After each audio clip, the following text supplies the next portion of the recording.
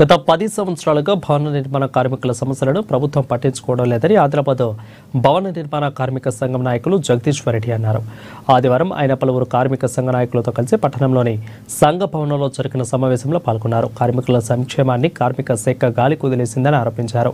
గతంలో మాదిరి ఏ జిల్లాకు ఆ జిల్లా కాకుండా 33 జిల్లాలకు కలిపి సెంట్రల్ లేబర్ కమిషన్ నుండి కార్మిక సంక్షేమ నిధులు విడుదల అవుతుండటంతో కార్మికుల సమస్యల పరిష్కారంలో జాప్యం జరుగుతుందని అన్నారు.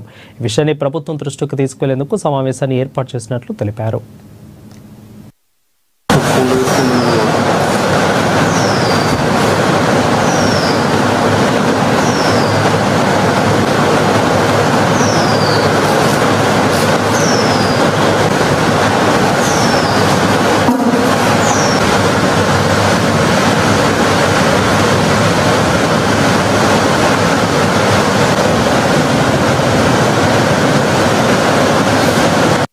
ఉద్దేశము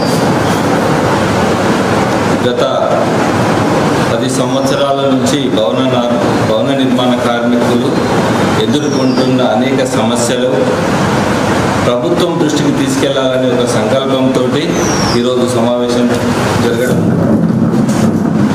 వేదికపైన ఉన్న కార్మిక సంఘ నాయకులు మరియు కార్మికుల 2009లో ఏర్పాటు చేయబడ్డ ఈ భవన నిర్మాణ కార్మిక సంఘం యొక్క సంక్షేమ పథకాలు, వాటి పొందే విధానాలు మీరందరికీ తెలుసు. కానీ గత 10 సంవత్సరాల నుంచి కార్మికులు సంక్షేమం తీసుకునే విధానంలో చాలా కార్మిక శాఖ తరపు నుంచి ఇబ్బందికరమైన వాతావరణం ఏర్పడుతుంది. గతంలో ప్రభుత్వము సంక్షేమ పథకాలను ఇచ్చే విధానంలో జిల్లా కార్మిక అధికారికే పూర్తి బాధ్యతలను ఇవ్వడం వల్ల తొందరగా సంక్షేమ పథకాలు ఇవ్వడం సాధ్యమైంది.